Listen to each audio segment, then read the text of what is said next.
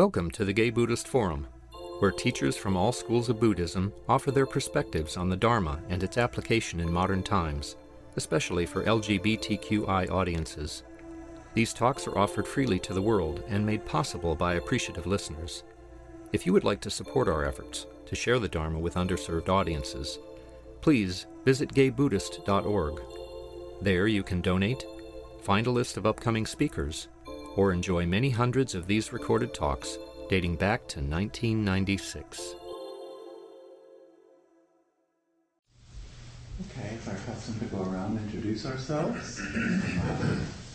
I would suggest that you take sort of a receptive breath and hear the name in front of yours before you rush into your own name.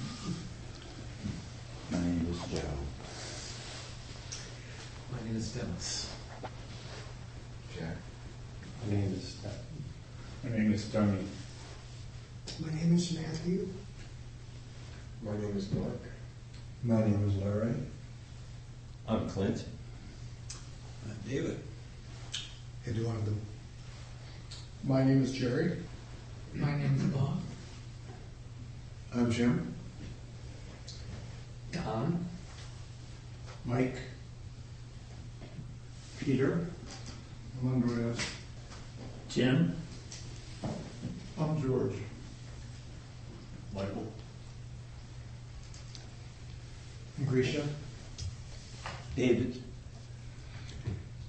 And my name is Dale. Our speaker today, Dale Borglum, is the founder and executive director of the Living Dying Project.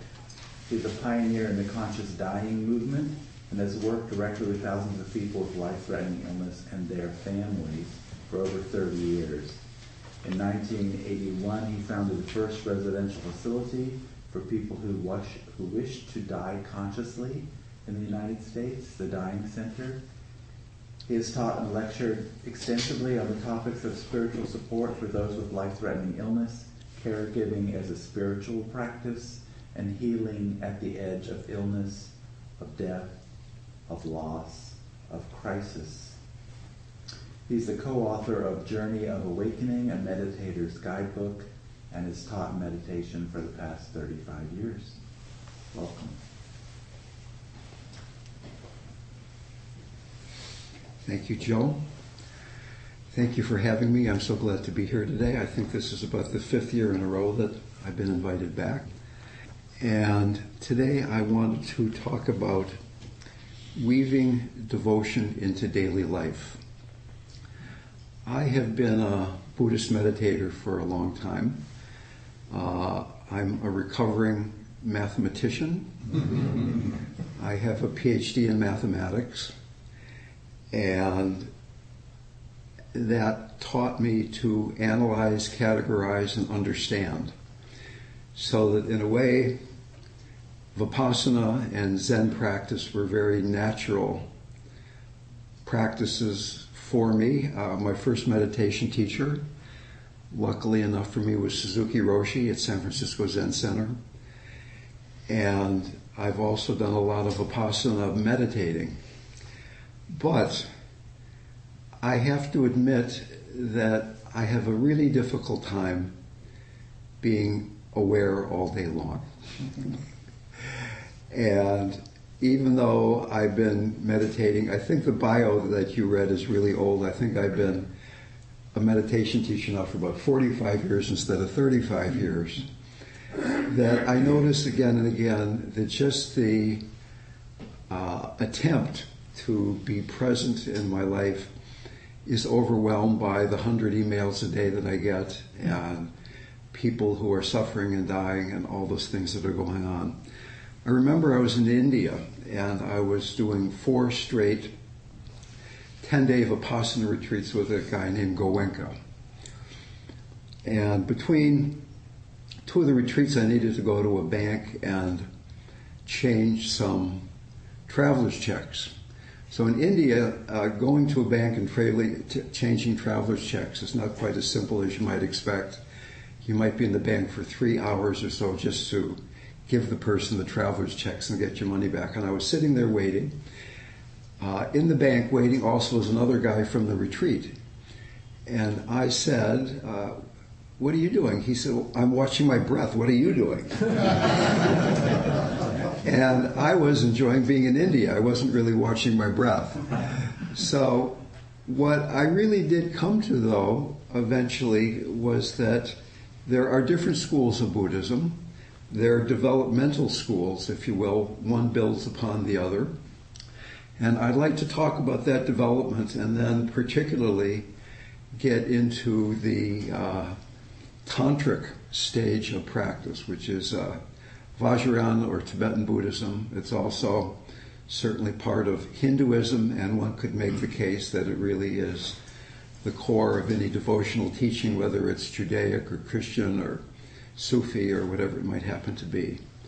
So recently, some psychologists at the University of Wisconsin did a study. They were Buddhists, so they kind of set it up to show, I'm sure, what they wanted to show. And what they found out, to nobody's big surprise, is that mindfulness increases a sense of well-being.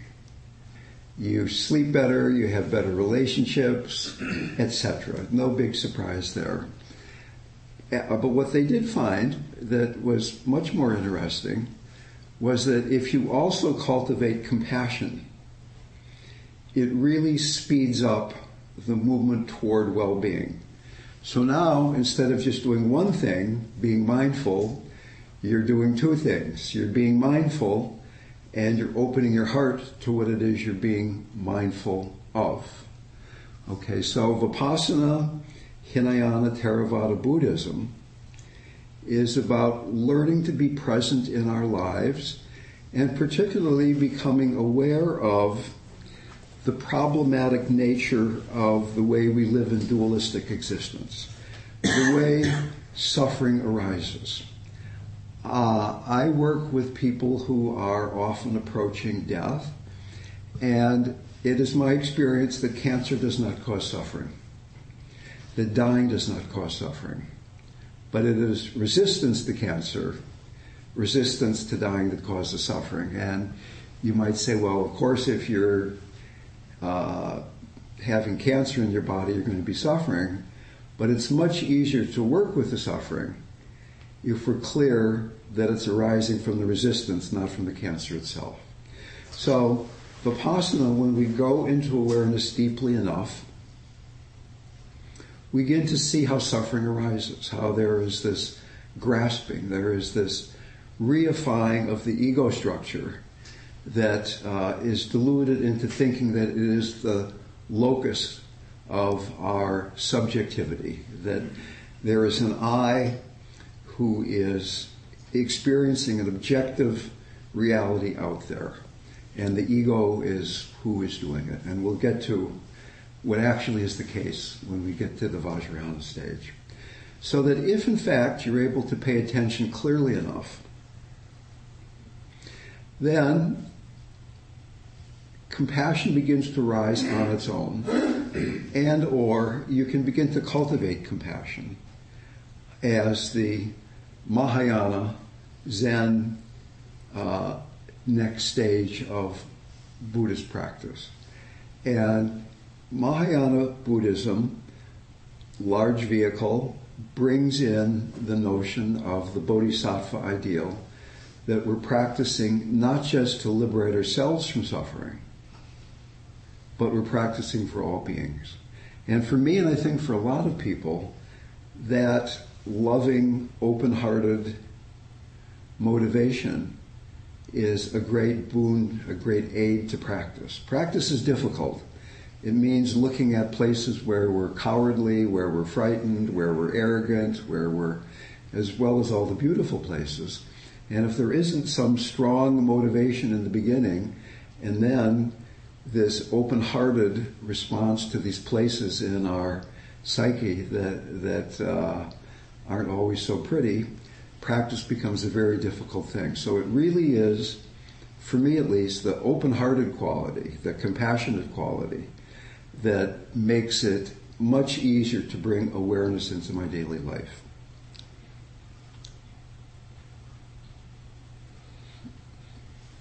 So that as well as being aware, can I be aware with an open heart?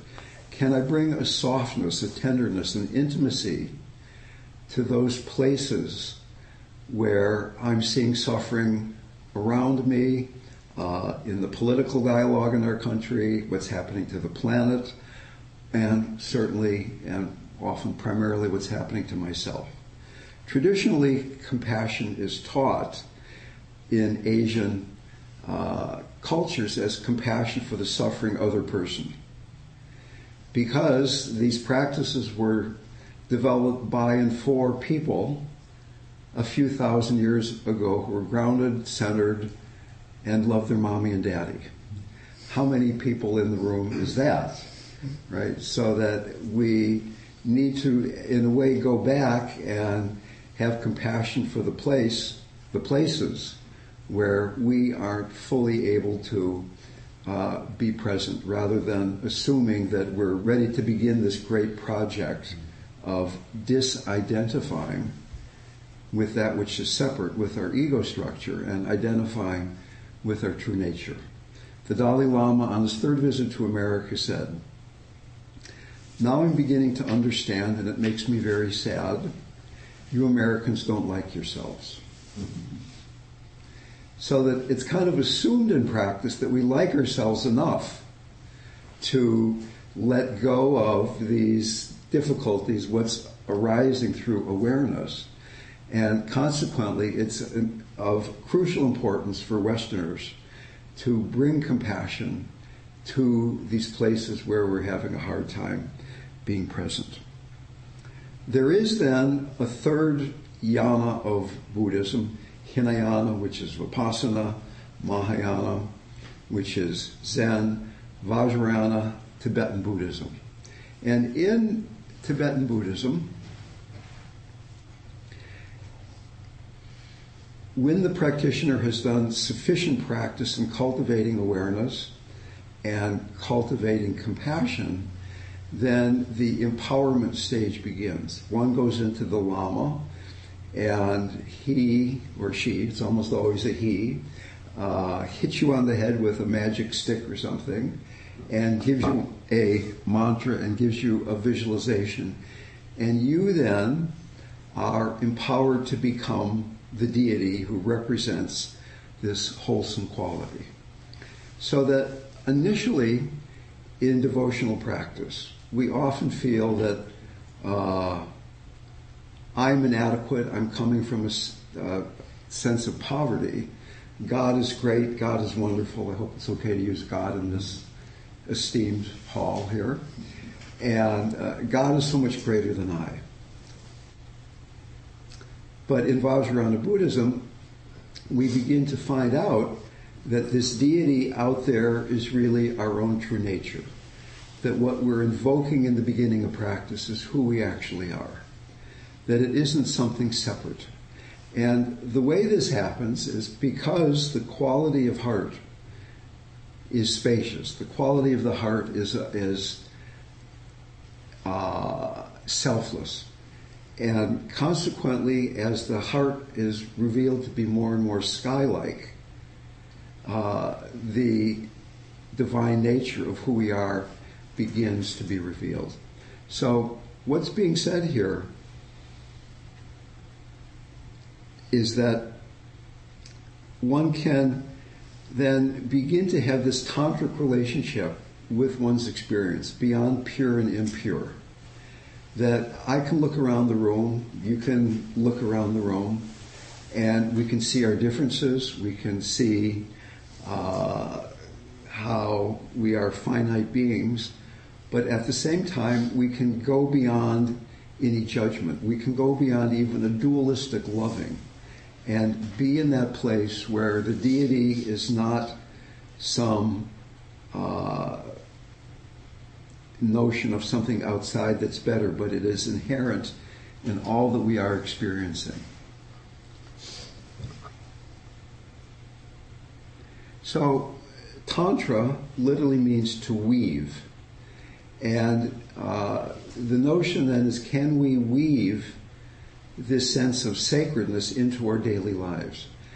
And I find that if I have a more tantric relationship with life, it's much easier to be aware. If I'm just trying to be with my breath or trying to be with things as a practice, I find it hard to integrate that into a very busy life that's hooked up with technology and a lot of people. But if I am more working with seeing God in all that's out there, it makes it much easier. Now, I fully appreciate that when I use the word seeing God, that I have no idea what you think I'm talking about. I was raised as a Danish Lutheran, and a year or so ago, I was looking through one of my bookcases and found Luther's Small Catechism, a book I had to memorize when I was in parochial school. And I had to memorize things that said essentially, I'm a poor sinner, I'm totally inadequate. Please, dear God, in your wonderness, pay attention to me, even though I don't deserve it at all. I'm really just completely inadequate. And the unworthiness inherent in that makes it very difficult to have some relationship with the divine that is not wounding. So I had to go to India and be with Nimkroli Baba, Ram Dass's guru, my guru, to begin to reconnect with a sense that loving God was the safe thing to do. Now, in Buddhism, they often don't talk about God, at least until we get to Vajrayana Buddhism. And it's fine to just talk about having devotion to the triple gem, the Buddha, the Dharma, and the Sangha.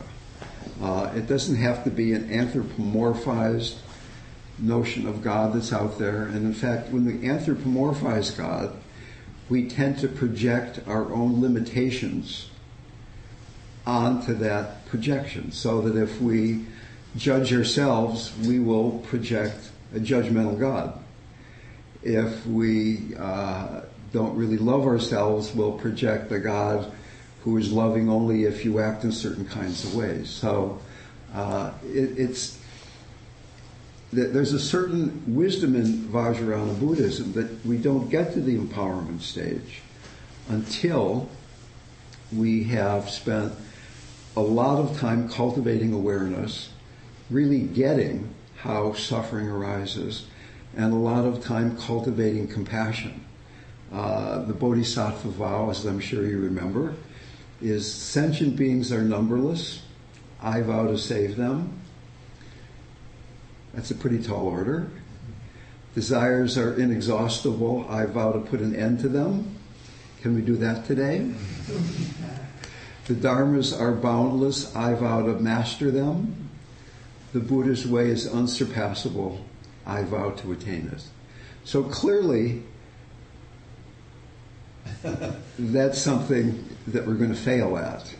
It's a goal. It's a vow that keeps bringing us back, pointing us in the direction of freedom. So I remember I was in India, and there was Ram Dass and there was Maharaji, and Ram Dass was having a particularly difficult day, and he came to Maharaji and he said, Maharaji, I feel so impure. And Maharaji looked up Ram Dass's sleeve and he said, I don't see any impurity.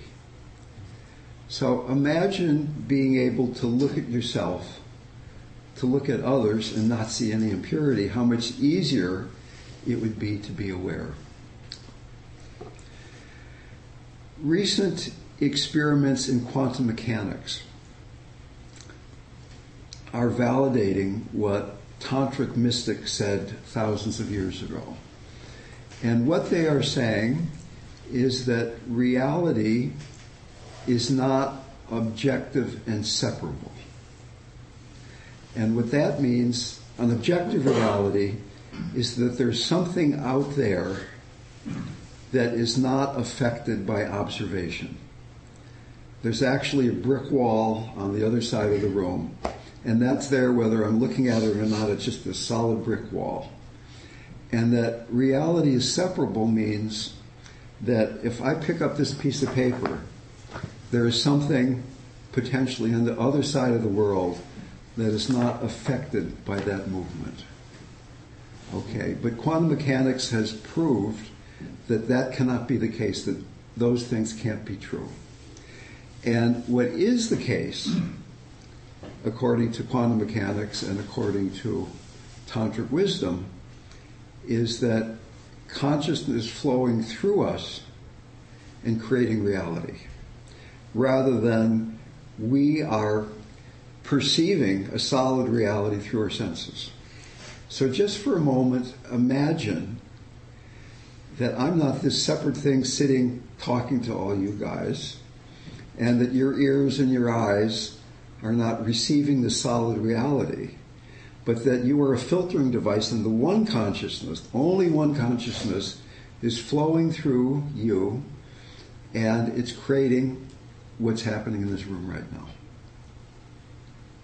I mean, is there any logical reason why that isn't completely as possible as this apparent delusion that we are these separate ego structures and that we are receiving all of this information through our senses?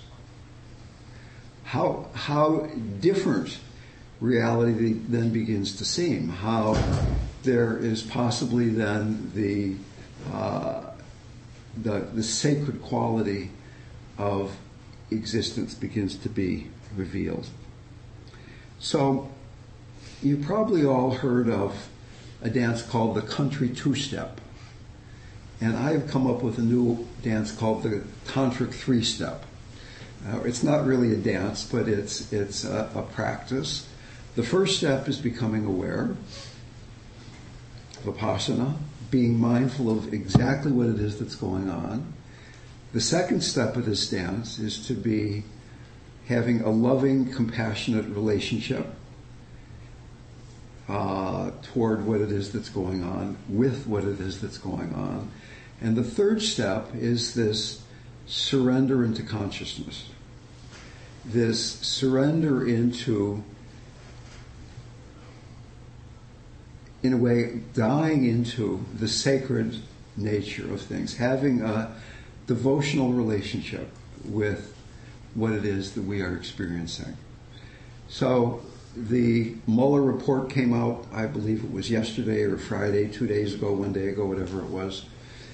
And can we have a sacred relationship with thinking about the political implications of what's going to be happening in our country as the next election is approaching? That there's going to be, it's probably going to be a very divisive time. I would be kind of shocked if it were not. And it's very easy to not keep our hearts open to what it is that's going on. I tell people that when you are dying, Donald Trump will be at your bedside. And there are people laughing, there are people shaking their head no.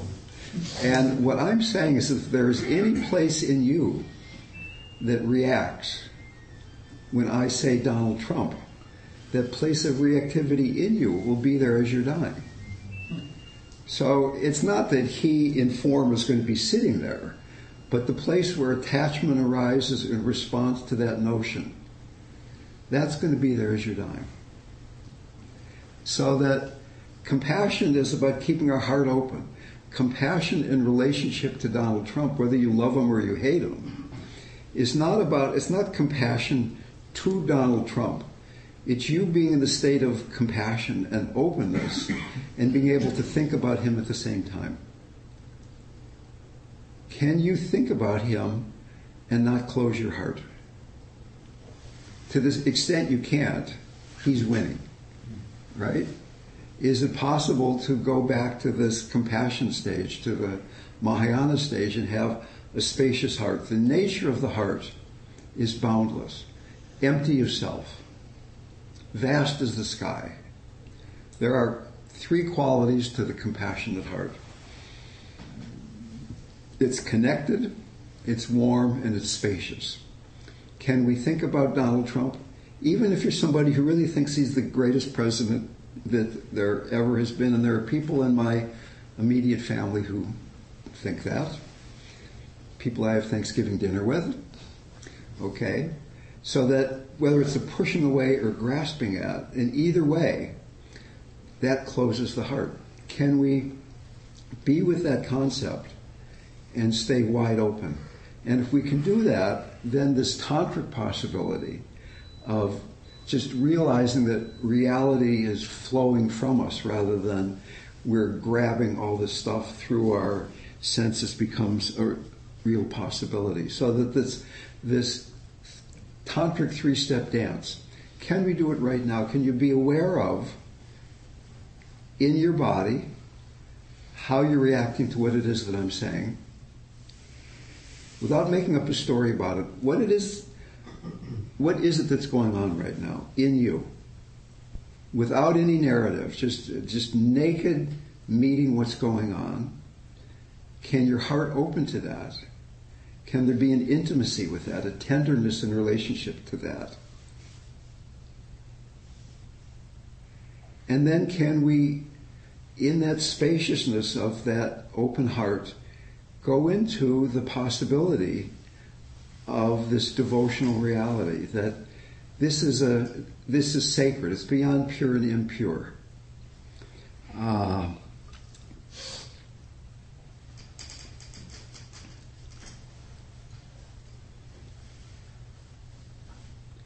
Tantra teaches that every experience can reveal an ecstatic quality and that all that exists is imbued with consciousness.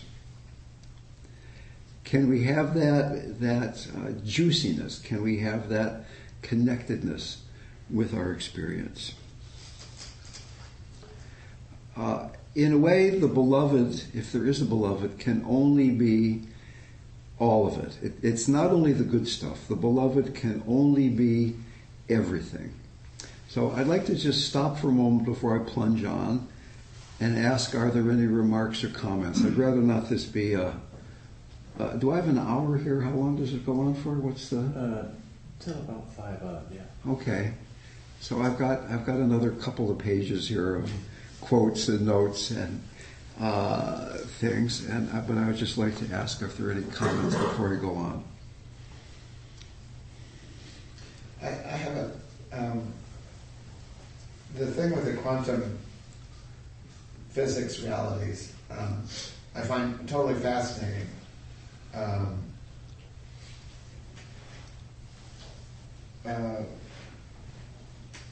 But like a couple of last month, a chunk fell on the San Rafael Bridge from one level to another. Right. And it ground traffic to a halt throughout, not just North Bay, throughout the entire Bay Area. Right. And so there's some cogency to that being, having some reality too.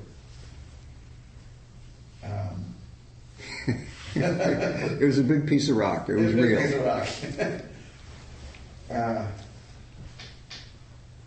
I don't know. I get. So I'm not saying that there's not a reality out there, but that the current medical model, for instance, is that the brain is fundamental to mind. But in fact, what we're saying here is that the mind creates the brain and the rock. That the rock that fell down is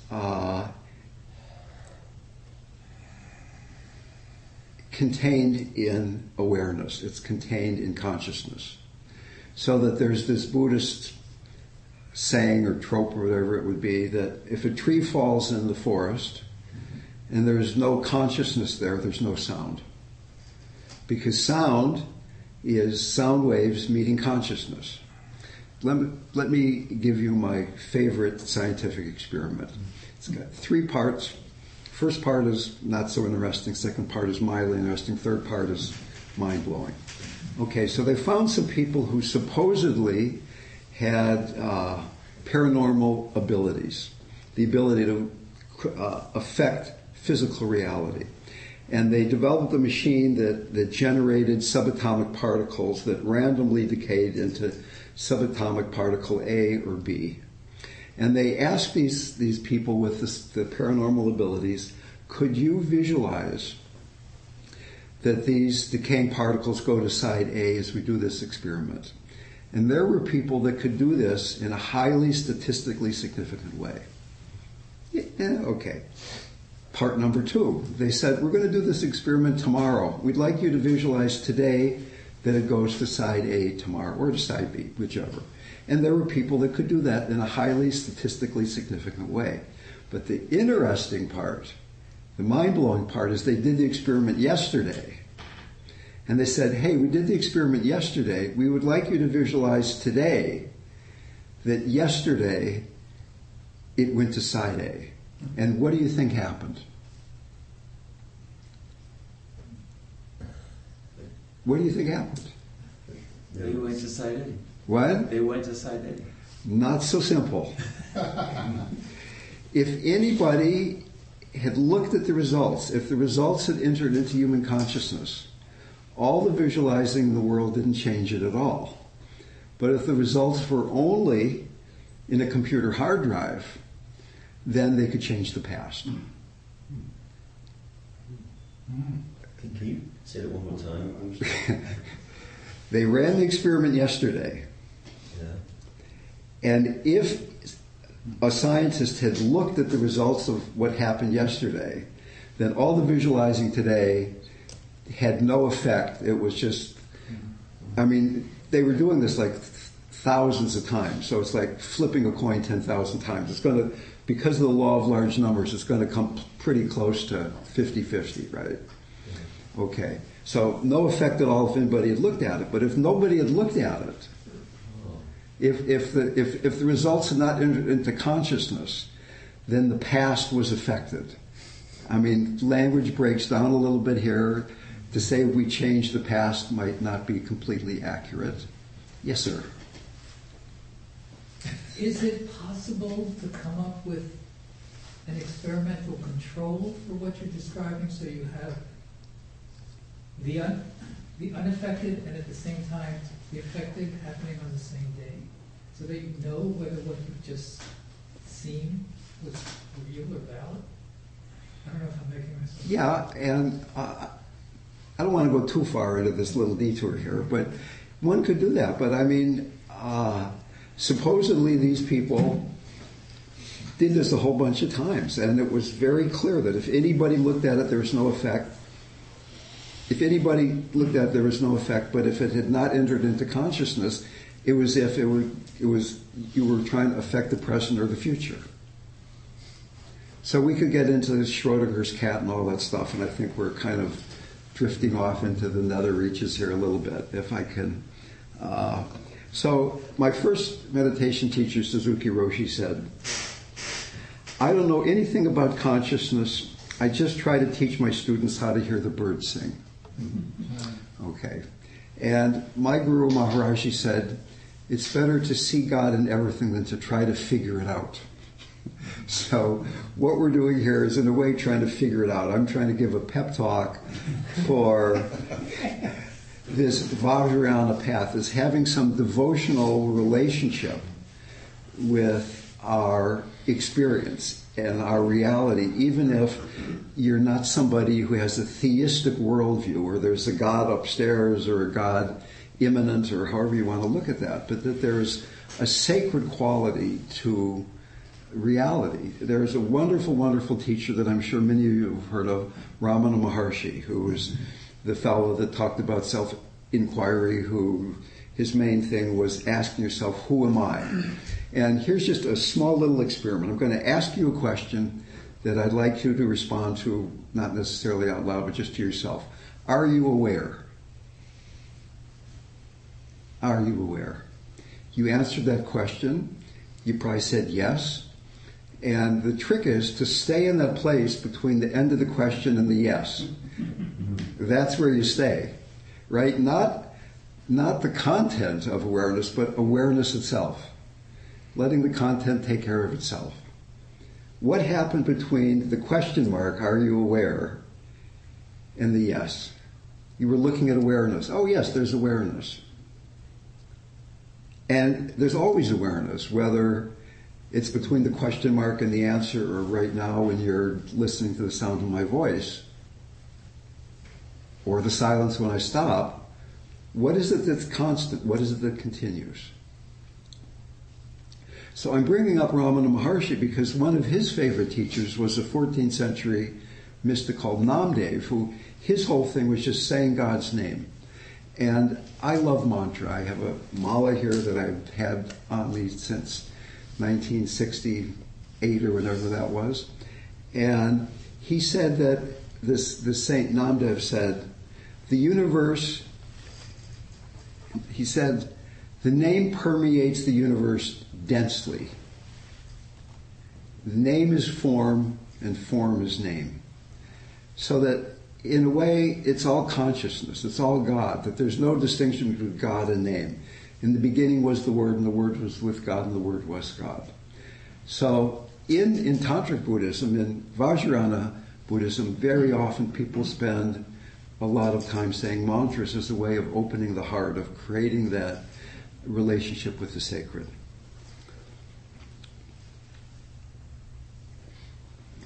Also from Suzuki Roshi, when you bow to Buddha, you should have no idea of Buddha. You should become one with Buddha himself. When you become one with Buddha, one with everything that exists, you find the true meaning of being. When you forget all your dualistic ideas, everything becomes your teacher, and everything can be an object of worship. So here's Suzuki Roshi, Soto Zen. The whole practice was just sitting. There was no mantras, there was no deity, there was nothing to worship. But what he's saying is that when you're just sitting, everything can become an object of worship. How different that makes our practice when everything becomes an object of worship. How it brings a juiciness to it. It brings an aliveness rather than I have to be aware, I have to be a better Buddhist. Can you explain what something being an object of worship manifests itself as? I mean, like, look at a pillow and make that an object of worship. How would that work? Well, I remember once I was at a longer Vipassana retreat, and toward the end of the retreat, my mind was really clear, and for breakfast we had grapefruit. And I bit into a section of grapefruit, and the little globules, the little sacks of grapefruit juice that make up a piece of grapefruit started exploding in my mouth. And I went into this ecstatic state. I realized that I had never really tasted a grapefruit before, but you start biting into the grapefruit and you say, oh, it's a pretty good one, or it's a little dry, or then you start thinking about the newspaper you're reading or whatever it might happen to be. And the eating the grapefruit became an object of worship, or the grapefruit did. That it was everything in the universe was in that grapefruit.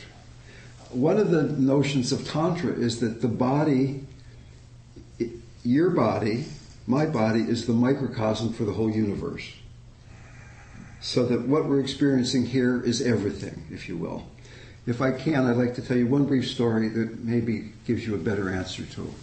I was in India with Maharaji and was seated with him and a friend of mine and a bunch of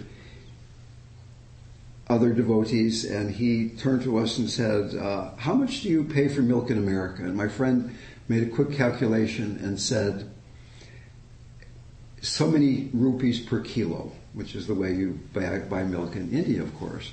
And Maharaji turned to these other people and went on and said, can you imagine how much they pay for milk in America? Oh my God. He talked on and on and on. And I just gotten there, and I thought, well, maybe this guy isn't quite who Ramdas has said he is. I mean, I just got my PhD at Stanford, and now we're talking about the price of milk in America. And he turned back and said, how much do you pay for milk again? And we told him, and he went on and on for another 10 minutes. And I think, what is going on here? And all of a sudden, there was an explosion in my mind that I know came from him. I don't know how I can tell you that. But the epiphany that I had was, we can talk about important things. We can talk about God and interesting things, but it just makes the mind busy. If we talk about the mundane, it allows us to plunge into the ocean of love. And in that moment, I went into this ecstatic state that I was in for the rest of the day. So that right now, that object of worship is right here. It doesn't matter if it's a piece of grapefruit, or talking about the price of milk, or me talking about Suzuki Roshi quotes, or we looking at the Buddha statue. You know, they say if you see the Buddha on the road, kill him. Because if he's something outside of yourself, then it's not the real Buddha. It's all the Buddha, or else none of it's the Buddha. So, this is Hanuman. This is Hanuman, right? It doesn't really. So, let me put it. Let me go back to a part that I kind of skipped over in my enthusiasm here. We're often fixated on our experience, and because of that we suffer. So that in devotional practices we create a relative deity. We think about Christ, or we think about Buddha, or we think about Padmasambhava, or we think about Shiva, or whatever, or we think about the higher power in the 12 steps. And now there's something more subtle to pay attention to. Instead of our own stuff, there's this more subtle fixation of the relative deity. And by loving the relative deity, by going into that, it reveals the absolute deity, which is everything, which is space, which is what I was saying before about its pure consciousness, that quality between the question mark, are you aware, and the answer yes. So that's the formless deity. There's also the deity in form, but the relative deity reveals the absolute deity. Is that? Yeah. In your research about consciousness, have you included research into the effects of psychedelics? Because through experiences with psilocybin, I see a tree as a unique, special thing that I'm fascinated with, rather than just something to walk by. And it sounds very similar to describe as everything is conscious. I have been around a lot of dying people. I have, in the long distant past, I have taken copious amounts of psychedelic substances, and I've done a lot of meditating, and they all say the same thing. So that Michael Pollan wrote a book lately called "You Can Change Your Mind," and what he quotes a lot of people, and what everybody says, it seems, who have taken psychedelics, is they have an experience, and they know for a certain fact that it is not a hallucination. Right. They're not creating something that's not there already, but a level of reality that's always there is being revealed to them. Yeah. And this level of reality, depending on the dosage that you're taking, is a direct experience of consciousness. So somebody asked Maharaji, what about taking psychedelics? And he called psychedelics, he called it yogi medicine. He said, well, if a long time ago yogis had the knowledge of how to use these drugs, but now pretty much that wisdom has been lost. But if you don't have faith in God, it allows you to go into the room with God for a couple of hours and have his darshan, her darshan, be present fully with God, but then you've got to leave the room and you have to find that faith on your own. So if you've never taken psychedelics and you have a very wavering faith, then maybe having that one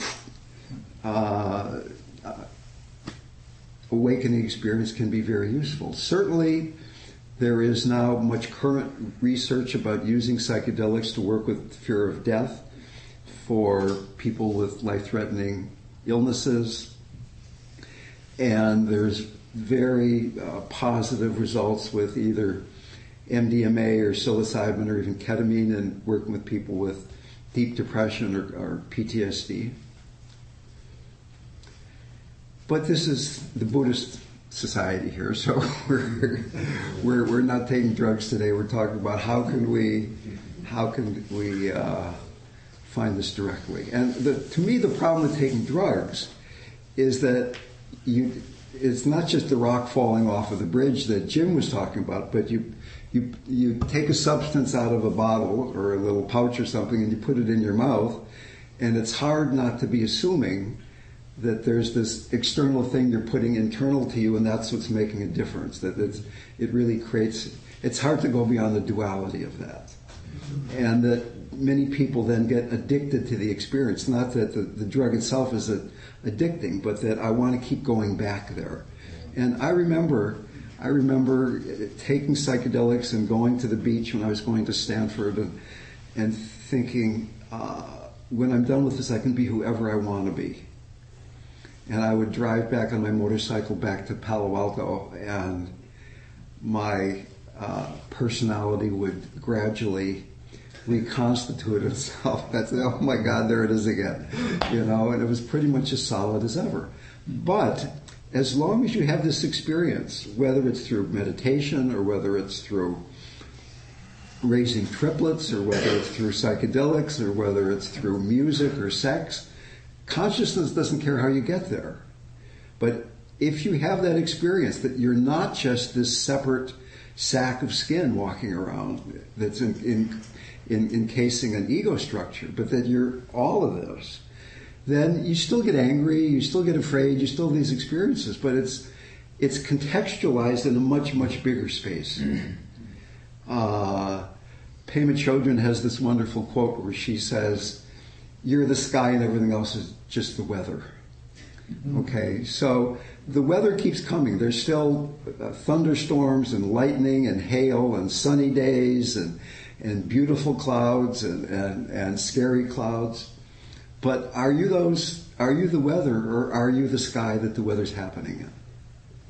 And once you've had the experience of being the sky, that's always there. And the weather comes and you get all bothered by it, but somewhere back inside, you remember that sky-like nature of your being. Any other remarks or questions? Please. I just, not too long ago, read Reza Aslan's book, God, which is kind of an evolutionary history of God, human history. Basically, his conclusion was that we started out as pantheists and we're going to end up as pantheists. And he's talking about universal consciousness of all things.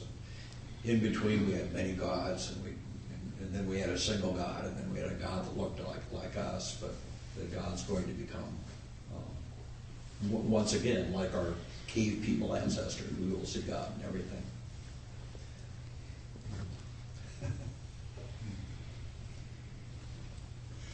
Your example about cancer and suffering just made me think about a real paradox, which is that, of course, when we have cancer or any other kind of major problem, we want to address the problem. Yes. And yet at the same, so it's like wanting to heal yourself as you're falling apart. And to me, that's the paradox. You want to heal yourself, you said?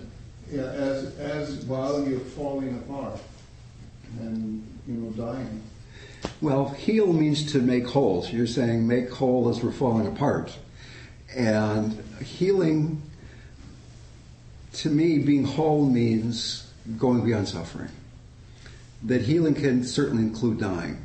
Yeah. And in fact, what the whole in holistic healing is often dying. Yeah. We're going to use herbs instead of prescription medicine to avoid the bad stuff. And I want to stay alive. I've got a teenage son. Even if I didn't have a teenage son, my body really loves to breathe. But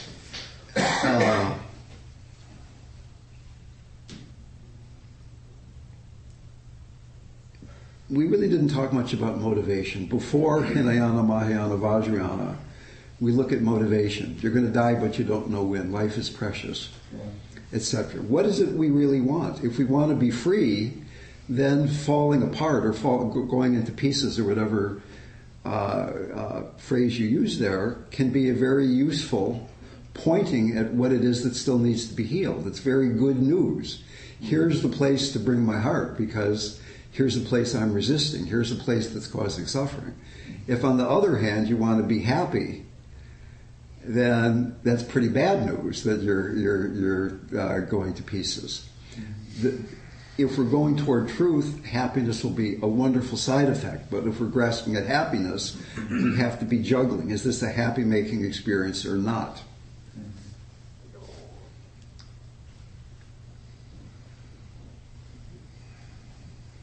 Well, I've got 2 more minutes. I'd like to make a plug for me. I facilitate a ongoing small group in the Mission District on Monday nights near the corner of 18th and Guerrero, 6:30 to 8:30. It's called Healing at the Edge. Some of your compatriots, Tom Bruin, Jim Shalcombe, Roy King, have been part of that group off and on in the past. And there's a flyer about that. There's also a sheet out there right around the corner there that you can sign up on our mailing list if you'd like to get 1 or 2 emails a year. We don't share the mailing list with anybody else, and I'm very remiss. At the most we send out 2 or 3 things a year. And there's our recent newsletter, which is yours free to take. If you're at all interested in that group, you can call up the number that's on the flyer. You can grab me after this. Or there's some 3x5 cards. You could just put your name, phone number, and email, and I'd get a hold of you. So we also have trained volunteers in all the Bay Area counties that offer free of charge, one-to-one spiritual support for people with life-threatening illnesses. And if you know anybody or are anybody that might want to avail yourself or themselves of that service, then just get a hold of the phone number that's plastered all over the literature that I put out on the table there. Thank you. Thank you all so very much. A very nice segue into our own announcements. Do we have any? Anyone? I want to make an announcement on your behalf because you're too modest to do it yourself. But Joey assured me that his troupe is, and correct me if I'm wrong, is having a one-time performance at the Jewish Museum on April 4th. And I think that would be a really cool thing to see. It's called the Resilience Project. It's a work that we do with veterans where they tell their stories and then we make them into performative things. We wanted to call out on the altar today. I put this painting that came from one of our gay Buddhist prisoner fellows, Shane Marcantel. He sent it with a card, and I won't read the whole card. It has a lot about his lineage, which I can't pronounce. But basically, he's just showing his gratitude. He loves the newsletter. He loves our fellowship. He's very grateful every day. He said that the knot is a symbol of always being it's the endless knot, which is a symbol of being connected, a small part of a greater whole. And so he painted that for us. It was lost in the mail, and he was very sad about that, and it finally just showed up magically. So thank you, Shane, and he says thank you to everyone. So I don't know if we should put it out every week or not. Yeah. All right. Jim? Yeah, my name is Jim. I'm your host for the day. There's hot water for tea. If you have tea, please just leave your cup in the sink and I'll wash it up. I'll be going around with the Donna bowl.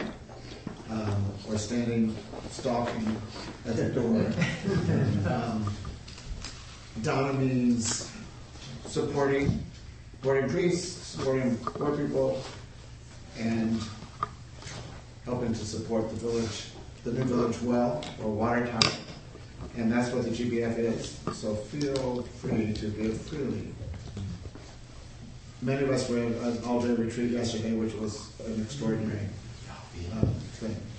So this is a water tower or a deep well. So also there are treats out there, some healthier than others, but all tasty. And around 12:30, people who want to go out to lunch together assemble at the doorway and proceed to some commonly agreed-upon restaurant. So avail yourselves as you like. The monthly book group, Radical Dharma Discussion Group, is April 7th. It's the first Sunday of the month. There's been email communications both on the Yahoo group and on the Facebook, so if you're curious, you could talk to me about it.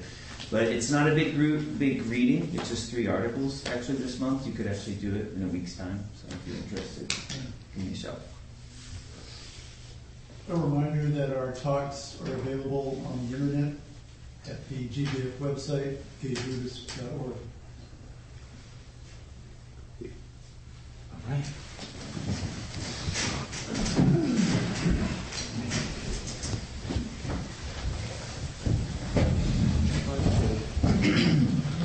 Lead us in the closing, or do you want me to do it? Why don't you do that? I have no idea whether you even would do it.